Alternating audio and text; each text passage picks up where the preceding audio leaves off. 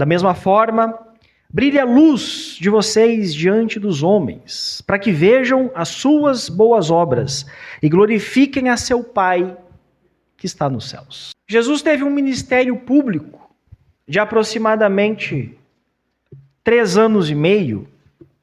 E nesse período Jesus pregou em vários lugares, como em cidades, sinagogas, em cima de um barco, aldeias, em um monte, como a gente tem visto aqui. Jesus falou a grandes multidões, mas Jesus também falou a pessoas individualmente, desde pessoas influentes como o Nicodemos, até leprosos, até pessoas marginalizadas pela sociedade. Jesus falou a grandes líderes religiosos, Jesus falou com seus discípulos.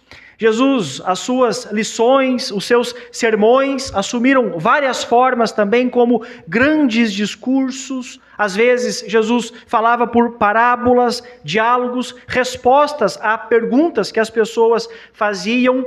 E com certeza, o sermão, o discurso mais famoso de todos esses é o Sermão do Monte, que cobre dos capítulos 5 ao capítulo 7 do Evangelho de Mateus. E Jesus abre esse grande discurso, Jesus abre esse grande sermão falando sobre as bem-aventuranças que nós meditamos por 8 semanas. E as bem-aventuranças, elas são a descrição de como são os cristãos. O cristão é alguém humilde, é alguém manso, é alguém misericordioso, é alguém puro de coração. Jesus também falou sobre a recompensa que está reservada nos céus para o seu povo, que esses verão a Deus, esses receberão a terra por herança, esses serão consolados e que essas pessoas são realmente felizes. Então, quando a gente fala de felicidade, da perspectiva bíblica, é muito menos sentimentos, circunstâncias, mas uma condição diante de Deus. Então, se você é essa pessoa aqui, que diante do Senhor reconheceu a sua miséria, reconheceu os seus pecados, você é feliz. Independente do seu saldo bancário, independente de como as pessoas te enxergam, se você, diante do Senhor, encontrou perdão dos seus pecados, você é feliz. Muito bem. Agora, essa mesma pessoa que o Senhor a chamou, a perdoou, a regenerou, agora o Senhor entrega também uma missão. A missão de ser sal e a missão de ser luz para esse mundo em processo de decadência, nesse mundo em ruínas. Na semana passada a gente viu sobre o que é ser sal dessa terra e hoje a gente vai meditar um pouquinho sobre o que é ser luz. Isso precisa ficar claro. Nós temos uma missão. Essa missão ela não é opcional e é uma missão que o Senhor conferiu exclusivamente para o seu povo. E se nós temos uma missão, a primeira coisa que a gente precisa fazer é conhecer o palco dessa batalha. É entender em que contexto, onde que essa guerra está acontecendo, onde é que o Senhor nos colocou para fazer missão.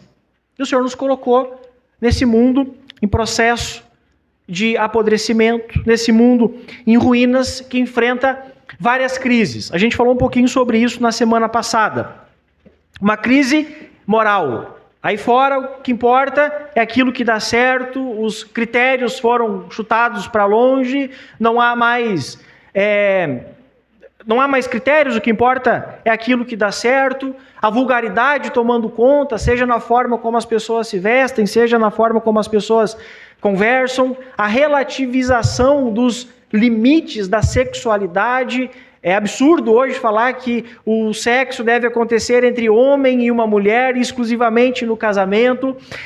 O desrespeito enorme à vida, o aborto falando abertamente, várias pautas públicas sendo debatidas para isso.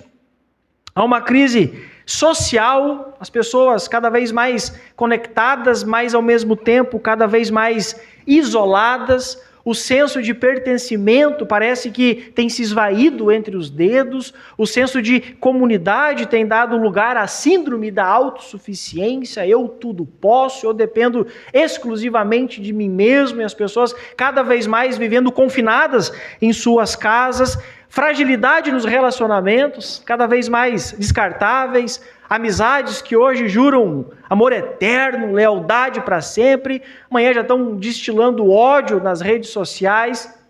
A gente vê isso nas famílias, famílias se destruindo, outras em processo de destruição. Então o ser humano foi reduzido a um objeto, ele é facilmente descartado. E a gente também vive uma crise espiritual. Há um cardápio enorme sendo servido para as pessoas. Enquanto umas se servem de horóscopos, outras de cartas, outros de uma, eu acho essa mais tola, de uma suposta energia que o universo emana, mas esse é o cenário que a gente vive. E a gente precisa se perguntar, por que as coisas são dessa forma? Por que as coisas estão assim ou são assim e não são diferentes? Outra coisa que nós precisamos entender. Somos o povo do Senhor, temos uma missão, essa missão o Senhor conferiu exclusivamente à sua igreja. A gente precisa entender o mundo, de que modo ele funciona, para que a gente consiga, de fato, ser assertivo nessa missão e entender o que há por detrás disso. Porque o mundo é dessa forma e não é diferente. A resposta bíblica é porque nós pecamos contra Deus. Nós nos rebelamos contra Deus. A resposta de porque o mundo é da forma como ele é, porque nós pecamos, nós nos rebelamos contra o Senhor. E aqui nós precisamos olhar com muito cuidado, com muita preocupação para os primeiros relatos das Escrituras. Se a gente olhar errado para Gênesis 1 e 2, muito provavelmente que a gente vai falhar nessa missão que o Senhor entregou a nós. Se a gente não entender muito bem esses eventos iniciais narrados em Gênesis 1 e 2 e todas as suas consequências, muito provavelmente que a gente vai perder de vista a urgência e a necessidade dessa missão que o Senhor conferiu ao seu povo. E quando a gente vai para Gênesis 1 e 2, é Moisés contando para nós sobre a criação perfeita do Senhor. Quando a gente vai para o início das Escrituras, logo a gente é levado a esse sentimento de êxtase, de maravilha, de contentamento, tudo sendo criado perfeito, tudo sendo criado com muito cuidado, com muito capricho, tudo muito perfeito. E a finalidade pela qual as coisas foram criadas é muito clara. Deus criando o cosmo para que esse cosmo seja o lugar da sua habitação. Ali Deus reina, ali todas as coisas estão submissas ao governo de Deus, e como Deus, após ter criado o cosmo e ter feito o cosmo como esse lugar da sua habitação, como que Deus há de governar esse cosmo? Sexto dia da criação, e Gênesis 1, 26 diz assim: façamos os seres humanos a nossa imagem, conforme a nossa semelhança. O Senhor cria o homem, sendo esse portador da imagem de Deus, criado para representar e expressar o caráter de Deus a toda a criação, e com essa responsabilidade de manter o cosmo como espaço sagrado do Senhor e mantê-lo em ordem. É precisamente para essa realidade que o Jardim do Éden aponta. O homem recebendo e tendo esse privilégio de cuidar da criação. Sequência do versículo 26, o Senhor falando: dominem sobre os peixes do mar, sobre as aves dos céus, sobre os animais de rebanho, sobre toda a terra e sobre todos os animais que rastejam sobre a terra. Às vezes é normal a gente olhar para Gênesis como um espaço para férias, uma colônia de férias. Mas não olhe para Gênesis sendo essa colônia de férias, mas como um lugar a ser preservado. A terra precisava ser cultivada pelo homem. O homem recebeu do Senhor o privilégio de participar da obra contínua de Deus, de levar a criação até o seu ápice. O Salmo 8 diz assim, no verso 6, o salmista, conversando com Deus, falando a respeito do homem: tu os encarregaste de tudo que criaste, e puseste sob a autoridade deles todas as coisas. Ou seja, Deus estabeleceria o seu governo por meio do homem. E além desse privilégio enorme, o homem se relacionava no Éden livremente com Deus. E para que esse relacionamento entre Deus e o homem fosse um relacionamento genuíno, legítimo, Deus nos fez capaz de amá-lo e de odiá-lo, de aceitá-lo e de rejeitá-lo, de obedecê-lo e de desobedecê-lo. É óbvio, amor e obediência, quando não são voluntários, eles são completamente ilegítimos. E uma vez que nós fomos feitos à imagem e semelhança de Deus, é inevitável que nós sejamos criados exatamente dessa forma. Então, para que o homem pudesse cumprir plenamente a sua vocação e representar o governo de Deus sobre tudo aquilo que Deus havia criado, era necessário que houvesse a possibilidade de nós rejeitarmos tudo isso. E o fato de Deus ter feito dessa forma e não diferente, mostra o quão a sério Deus leva a comunhão, a relação íntima com Ele, e o quanto Deus leva a sério essa verdadeira relação com o seu povo.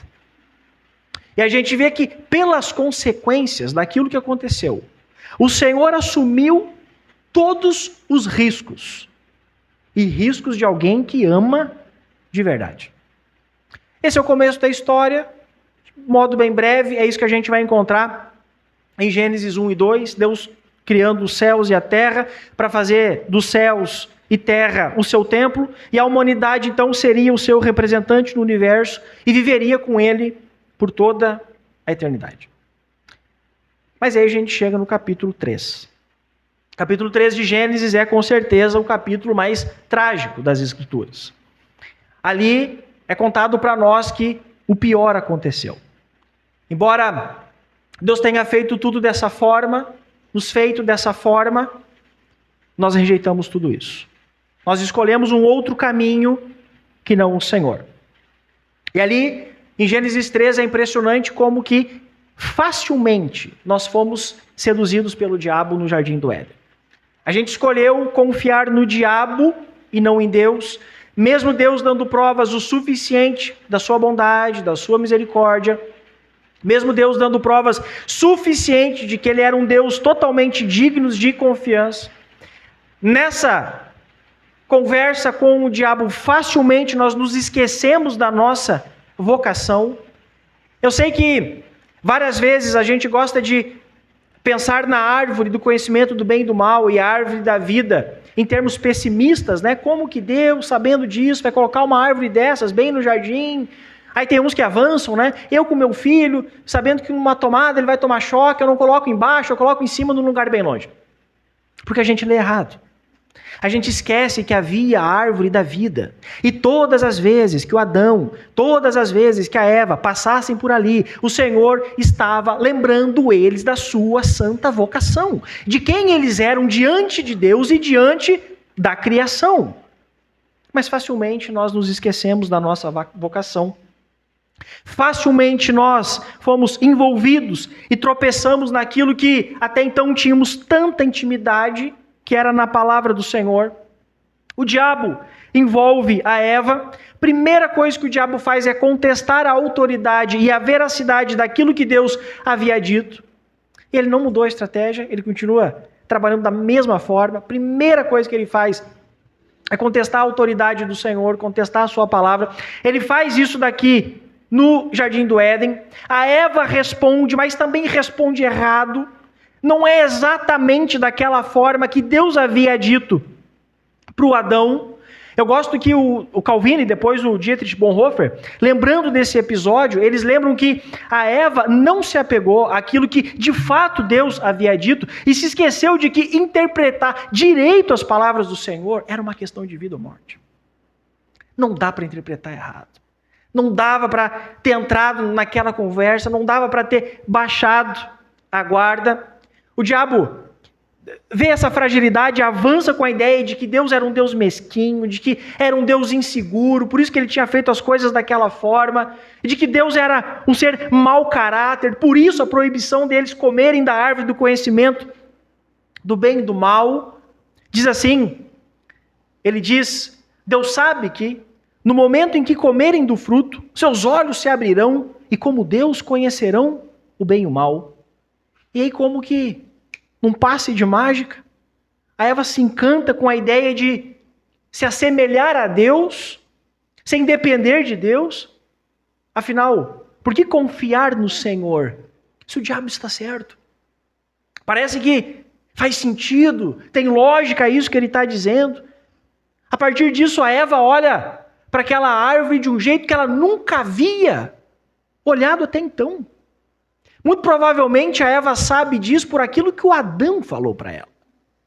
Deus havia dado a ordem ao Adão, Adão, o dia que você comer dessa árvore aqui, isso significa rebeldia, rebelião, você está negando tudo aquilo que eu estou entregando nas tuas mãos, a tua vocação, a intimidade nesse relacionamento. Então não é só pego ou não pego de um fruto como, pois é, peguei o fruto errado. Não se trata disso, se trata de um ato voluntário de rejeição ao Senhor.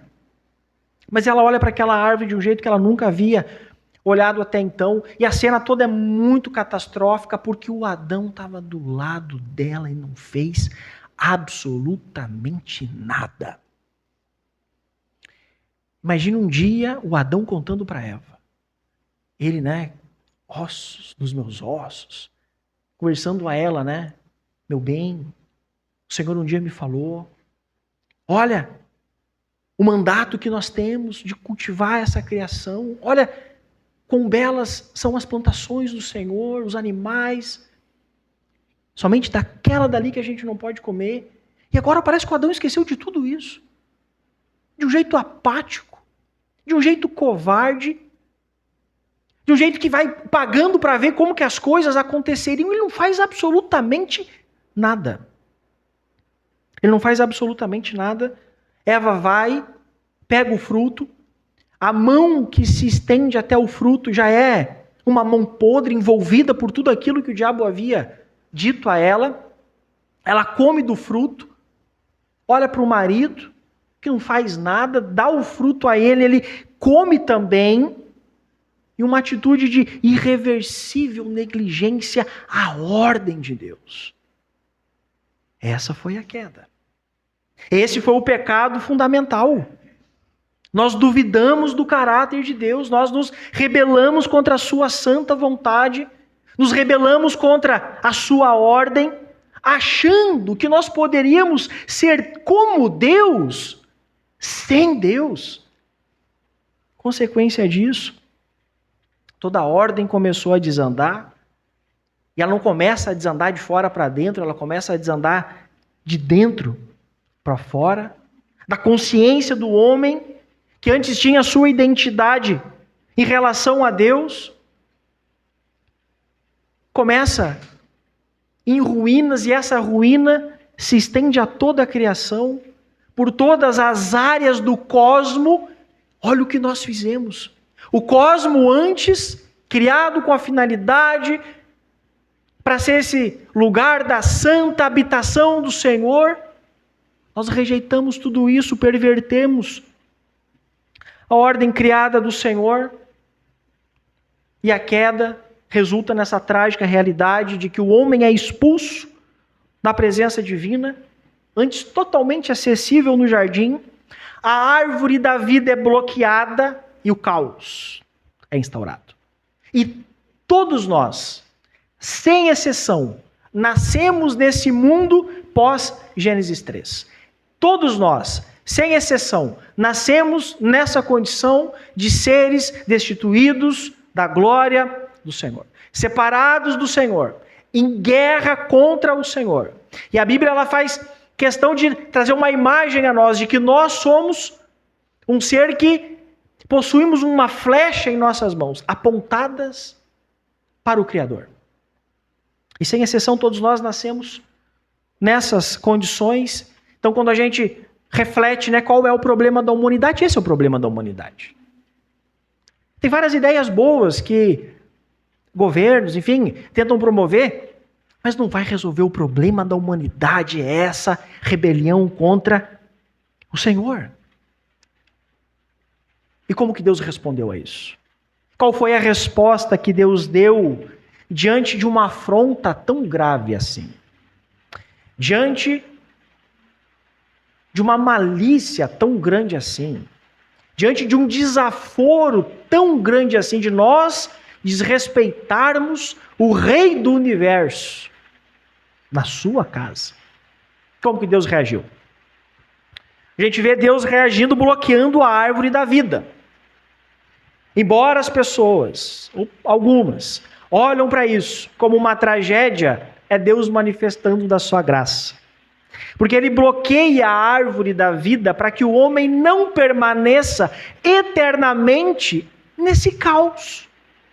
Ele bloqueia a árvore da vida para que o homem não permaneça nesse estado de ruínas, nesse estado de uma profunda, de uma enorme crise existencial que agora está aqui dentro. Diz assim o texto: se eles tomarem do fruto da árvore da vida e dele comerem, viverão para sempre. Isso daqui é graça do Senhor. Imagine nós vivermos para sempre nesse mundo dominado pelo pecado, pela separação de Deus. Imagine que tragédia seria vivermos eternamente nessas condições. É um ato de misericórdia Deus bloquear a árvore da vida, porque é o Senhor não eternizando a nossa condição caída. Gênesis 3:21 diz assim, outra resposta do Senhor: o Senhor Deus fez roupas de peles para Adão e sua mulher e os vestiu. Eles pecaram, improvisaram uma roupa, e é isso que a gente não precisa perder de perspectiva. Se antes, como regentes do Senhor, deveríamos cuidar da sua criação, para que através dessas coisas criadas Deus fosse glorificado, eu pego esse objeto e o desvio completamente da sua finalidade. Agora ele vai servir de improviso para tampar a minha vergonha, para tampar a minha nudez, para tampar a loucura, a insanidade que eu fiz. E é a primeira vez que a gente vê morte acontecendo. E é um animal inocente, que teve que morrer para que a vergonha dos culpados, de Adão e Eva, fosse coberta. E quando a gente analisa as Escrituras, de Gênesis a Apocalipse, é um princípio que atravessa toda a história da redenção. A gente vê ao longo dos séculos milhares de animais sendo sacrificados para cobrir os pecados da humanidade, mas esses sacrifícios eles eram incapazes de remover em definitivo o pecado da nossa vida. Esses sacrifícios, eles eram sombras, eles eram sinais, eles eram antecipações de um sacrifício infinitamente maior. Todos esses animais, desde o primeiro em Gênesis 3, que é sacrificado para tampar a vergonha do casal, aponta para esse sacrifício infinitamente maior que é o quê? O sacrifício de Jesus.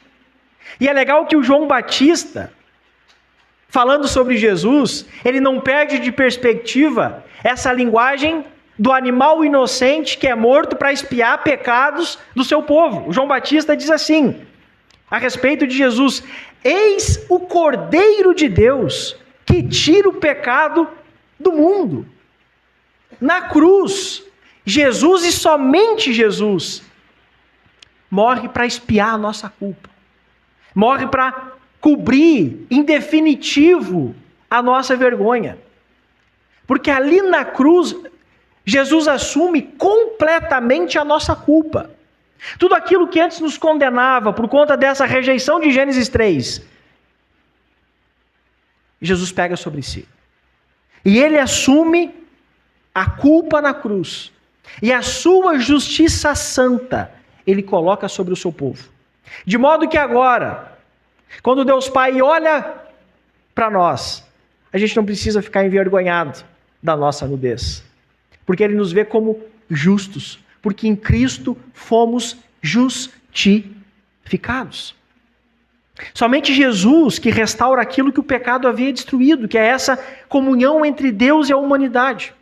Então, se o pecado nos expulsou da presença de Deus, o sacrifício de Jesus nos reconcilia novamente.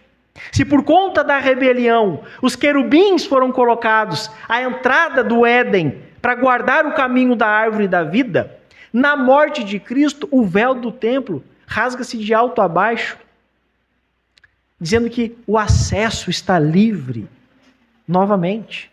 Na cruz, Jesus reconciliou todas as coisas consigo mesmo. É na sua ressurreição que Jesus inaugura uma nova criação.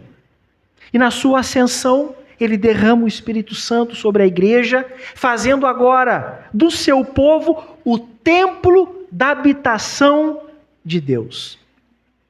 Aquele propósito revelado em Gênesis, Deus habitando com o homem em sua criação, começa a ser agora restaurado em Cristo.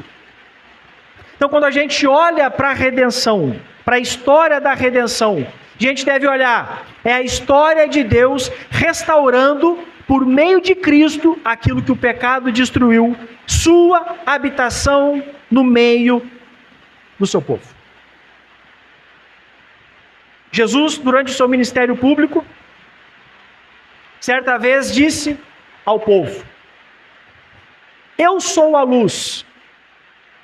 Quem me segue terá a luz da vida. E agora a gente entra no texto que nós lemos. Jesus no monte, embora haja uma multidão ouvindo, ele se dirige aos seus discípulos e diz aos discípulos, não à multidão: vocês são a luz do mundo. O que Jesus está querendo nos dizer com isso? Eu penso pelo menos em 4 movimentos. Primeiro, Jesus está falando da nossa identidade. Se antes, por conta da queda, a nossa identidade ela foi toda ofuscada, ela foi toda bagunçada, ela foi toda danificada, na cruz e em Cristo, a nossa identidade ela é redefinida. Por isso que Jesus diz: vocês são luz. Jesus não fala para os discípulos: vocês podem ser. Jesus não diz a eles: vocês devem tentar ser. Ele afirma: vocês são. Isso não é uma escolha ou uma possibilidade para o cristão, mas é uma realidade. A tragédia é que alguns usufruem e outros não usufruem dessa realidade. A luz que nós temos, que Jesus está falando, não é uma luz que emana de nós mesmos. Não é nós sendo a última bolachinha do pacote. Não é isso que Jesus está falando, mas é exatamente através dessa união com Cristo, que é a luz do mundo. No momento da nossa conversão, nós nos tornamos também portadores dessa luz. Ou seja, quem está em Cristo, inevitavelmente, torna-se portador dessa luz. Então, antes de a gente conhecer qualquer ação que a gente deve tomar, a gente precisa conhecer a profundidade dessa nossa identidade diante do Senhor. Somos luz. Ponto. Aí Jesus vai falar sobre a visibilidade dessa luz. Vocês são luz. Agora, o quão expostos, o quão visíveis vocês serão diante desse mundo. Aí Jesus diz que essa exposição, como uma cidade no monte. Jesus prossegue trazendo essa imagem marcante. Ele diz: não se pode esconder uma cidade construída sobre um monte. Sei que algumas coisas que a gente lê ou ouve, para nós parece que não faz tanto sentido assim, mas para essas pessoas fazia um total sentido. As cidades naquela região, especialmente as que ficavam no alto das colinas, elas eram vistas de muito longe. Sobretudo à noite, quando as lâmpadas iluminavam o seu entorno. Jesus está dizendo que dessa mesma forma, com essa exposição, com esse envolvimento, dessa forma nítida, clara, dessa mesma forma, assim também deve ser a vida do discípulo de Jesus. O discípulo de Jesus não pode ter uma vida que passa despercebida. A nossa presença no mundo é uma presença que deve ser notada. Como luz, como portador dessa luz, eu não posso me esconder. Não é isso que Jesus nos ensina. Mas nós, a igreja do Senhor, ela é chamada para ser referência, ela é chamada para ser a bússola, a orientação, um ponto fixo que todos podem ver. Jesus avança. A luz não deve ser escondida. Outra metáfora que ele usa. Ninguém acende uma candeia e a coloca debaixo de uma vasilha. E seria um absurdo alguém acender uma lâmpada e esconder essa lâmpada. Pelo contrário, uma vez que uma lâmpada é acesa, ela é colocada num lugar estratégico, num lugar de destaque para iluminar todos que estão na casa. A luz que Cristo colocou em nós tem um propósito muito claro: iluminar, dissipar as trevas, mostrar o caminho. Somos chamados a levar uma vida intencional, com ações, com palavras que tragam clareza, direção e esperança a todas as pessoas que nos cercam. E o outro ponto que Jesus fala, o objetivo final dessas coisas, glorificar a Deus. Então, porque as coisas são dessa forma, Jesus esclarece a razão de tudo isso quando ele diz: assim brilhe a luz de vocês diante dos homens, para que vejam as suas boas obras e glorifiquem ao Pai de vocês que está nos céus. Então a gente não trabalha para promover a própria imagem, a gente não trabalha para promover que somos os envolvidos, que somos os bons, que a coisa não funciona se a gente não colocar a mão. Não é dessa forma, mas é para promover a glória do Senhor. As nossas obras, elas devem servir como esse reflexo, como um sinal que aponta para Deus, conduzindo outras pessoas a glorificarem o Senhor também. Então é isso que Jesus faz. Nas bem-aventuranças ele falou sobre a nossa identidade, agora ele dá identidade para a missão. Somos luz, essa é a nossa identidade, e ao mesmo tempo somos chamados a agir como luz. Essa é a nossa missão. Daquilo que nós somos, flui aquilo que fazemos. E aí a gente se pergunta, como que em termos práticos eu consigo ser luz nesse mundo? Por que nós devemos brilhar? Por que a necessidade de sermos luz? Em primeiro lugar, essa é a nossa identidade. Não é uma missão opcional, não é uma tarefa para poucos vocacionados, para poucos chamados, mas é uma ação natural de todos aqueles que estão em Cristo. Em segundo lugar, porque o mundo está em trevas. O pecado, a gente viu isso, jogou o mundo em trevas e esse mundo necessita desesperadamente de luz. Nós recebemos essa luz de Cristo, se nós não compartilharmos, quem o fará? Ninguém. Uma obra exclusiva, intransferível ao povo do Senhor, e o modo como o mundo está, a pecaminosidade das coisas, só revelam para a gente a urgência dessa missão. E em terceiro lugar, tem um fator, porque a volta, Jesus subiu, e diz que um dia ele vai voltar. E a volta de Cristo, de alguma forma, ela está relacionada com o avanço da igreja. 2 Pedro 3 diz assim: o dia do Senhor virá como um ladrão, vivam de maneira santa e piedosa, esperando o dia de Deus e apressando a sua vinda. É um texto difícil, mas é fácil a gente saber o que ele não significa.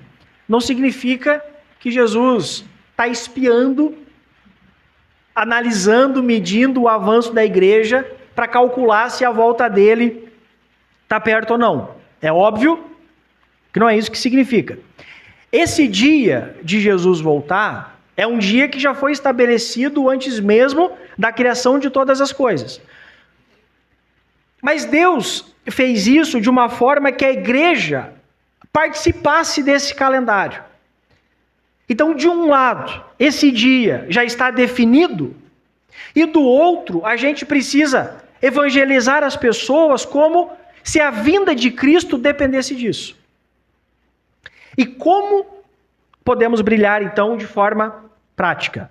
Por meio de obras que refletem o caráter de Deus, vivendo de maneira coerente com as bem-aventuranças, pessoas humildes, misericordiosas, pacificadoras, puras de coração, vivendo uma vida reta diante de Deus e dos homens, educando nossa família na palavra, ensinando os nossos filhos no caminho do Senhor. Então, primeira coisa, fazer o dever de casa.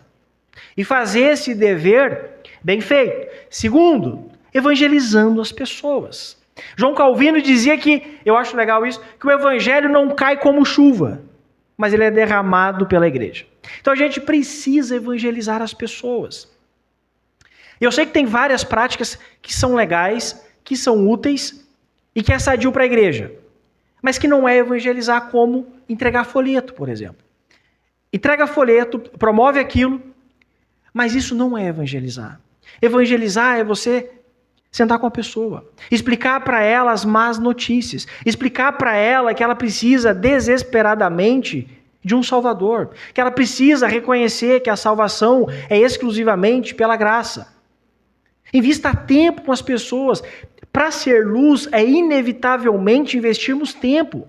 A gente vive num mundo em que as pessoas dizem não ter tempo, que é corrido e é isso e aquilo. Eu sei disso, todo mundo vive no mesmo mundo, mas há coisas que são prioritárias e essa daqui é uma delas. Então, fale de Jesus para as pessoas, marca um café, toma um chimarrão, fala das boas novas para ela. Deus escolheu salvar pessoas por meio da proclamação do Evangelho. Então, a igreja precisa proclamar o Evangelho. Somos luz, e aí falando em nível de igreja, enviando missionários para lugares que ainda não foram evangelizados. Essas pessoas precisam ouvir o Evangelho. Precisamos, como igreja, formar líderes que sejam piedosos e que sejam competentes. Precisamos plantar novas igrejas. Nós estamos no estado que é o menos evangelizado do Brasil. A gente precisa traduzir Bíblias para o idioma dos nativos. A gente precisa abrir escolas, a gente precisa abrir seminários, a gente precisa ajudar financeiramente esses projetos, porque fazer isso é muito caro. A gente precisa participar ativamente da vida da igreja. Deus poderia anunciar o evangelho por meio de anjos? Poderia. Deus poderia escrever nas nuvens, eu sou o Salvador? Poderia. Deus poderia, a cada 10 anos, abrir uma janelinha no céu e dar uma espiada e se revelar às pessoas, mostrando que concretamente que de fato ele existe? Ele poderia. Mas ele escolheu fazer isso através da igreja. A igreja é o instrumento pelo qual Jesus reúne o seu povo. Por isso que nós precisamos disso, meus irmãos. Por isso que nós precisamos disso. E nenhum cristão, nenhuma igreja vai chegar um dia e vai poder dizer assim: já fiz o suficiente, posso parar, posso me aposentar. Óbvio que não. Por pelo menos 3 razões. Primeiro, que a demanda é muito grande. Há bilhões de pessoas que não conhecem Jesus. Eu lembro que fizeram uma pesquisa e o Pelé era não sei quantas vezes mais conhecido do que Jesus. Então, assim, há bilhões de pessoas nesse mundo que precisam desesperadamente ouvir falar de Jesus. Segundo, a demanda é enorme e os trabalhadores são poucos. Em Mateus capítulo 9, Jesus está percorrendo as cidades, pregando o evangelho. Jesus olha para a multidão, se compadece da multidão, porque essas pessoas estavam aflitas, essas pessoas estavam angustiadas, essas pessoas estavam desamparadas, como ovelhas sem pastor. E Jesus olha para os discípulos e diz: a colheita é muito grande. Ele olha para essas pessoas desamparadas, andando como ovelhas sem pastor. A colheita é muito grande, mas quando ele olha para os discípulos, os trabalhadores são muito poucos. Que contraste. Quantas pessoas sedentas, quantos jovens buscando sentido à vida. Mas quem irá trabalhar? Quem irá se envolver nessa grande missão? E terceira razão, porque Deus distribuiu dons a todo o seu povo. Nenhum cristão recebeu capacidade para fazer tudo. Nenhum. Mas também nenhum cristão recebeu nada. Se de um lado ninguém recebeu tudo, do outro ninguém recebeu nada. Cada cristão recebeu dons, recebeu capacidades, oportunidades, é o que não falta, recursos para servir a essa missão. E a pergunta que a gente precisa fazer é: o que eu tenho feito com isso que Deus tem me dado? O que eu tenho feito com as oportunidades que o Senhor tem me exposto? Alguns obstáculos comuns para que a gente fale miseravelmente na missão. O medo. É natural a gente ter medo. É óbvio que a gente tem medo da reação das pessoas. É em nós. É humano a gente ter medo. Medo de ouvir críticas. Medo de ser zoado. Medo de ser zombado. Medo de ser preterido nos ambientes que a gente vive, por assumirmos de forma real e fiel a fé que a gente professa. É natural a gente ter medo dessas coisas. O comodismo também é algo que tem feito com que cristãos são cristãos, serão salvos, mas fracassaram miseravelmente na missão que o Senhor confiou a eles. Somos tentados a levar uma vida confortável, sem a gente se envolver, achar que isso é problema para os mais habilitados, que isso é problema para os mais envolvidos, e de alguma forma a gente se esquivar dessa responsabilidade. A vergonha é outro fator determinante para que a gente falhe miseravelmente nessa missão. O temor de se identificar como discípulo de Jesus em ambientes hostis. É natural. Pedro, sendo Pedro, nega Jesus na cara dura 3 vezes, pragueja a última vez. É humano, então como humanos nós também somos tentados à vergonha. Meus irmãos, Jesus sabia de tudo isso. Deus não errou quando ele criou o ser humano. Ele não errou quando ele confiou à igreja essa missão. Quer dizer, só alguém muito poderoso para confiar a nós essa missão. Porque ele é como aquele pai que sabe que o bebê, quando dá uma tropeçadinha, ele está ali. Mas o Senhor sabia de tudo isso, que nós teríamos medo, em vários níveis, talvez, medos que só você saiba quais medos você tem. O comodismo que talvez só você saiba quais são as coisas que você tem se acomodado, tem te prejudicado de ser mais ativo nessa missão. A vergonha. Mas o Senhor sabia de tudo isso. E mesmo assim Ele nos chamou para brilhar. E mesmo assim Ele nos chamou para sermos sal e sermos luz. Por isso que eu quero trazer essa exortação a todos nós. A pergunta que a gente precisa fazer diante desse texto: onde Deus quer que eu brilhe? Ou ilumine, né? Onde Deus quer que eu, como luz, ilumine? A gente não pode pensar em missões somente em termos do missionário que é enviado para terras distantes. É óbvio que Deus continua usando pessoas, enviando para essas missões transculturais, e isso vai ser até a volta de Jesus. Mas a maioria de nós não vai ser enviado para uma missão transcultural. A maioria de nós é fazer missões onde nós moramos, onde nós vivemos, com as pessoas que nós convivemos, nos ambientes em que a gente transita. O Senhor denuncia isso que várias vezes a gente faz, de acender a candeia e esconder ela para que ninguém veja. Aos olhos, da perspectiva das Escrituras, isso não faz sentido. Então, como cristãos, nós precisamos nos envolver nessa missão. A mensagem de Jesus, ela é clara e é uma mensagem inegociável. Vocês são a luz do mundo. Não tem como eu fugir desse chamado. Não tem como você fugir desse chamado. Não tem como os novos convertidos, que em nome de Jesus virão através dessa nossa comunidade, não tem como eles fugirem desse chamado. Simplesmente faz parte da nossa identidade. Está no sangue, está no DNA. Por isso, meus irmãos, não esconda a luz que Cristo acendeu em vocês. Não escondam essa luz por medo da oposição. Não tenham vergonha do Evangelho. Não sejam definidos pelo conforto. Não vivam uma fé privada.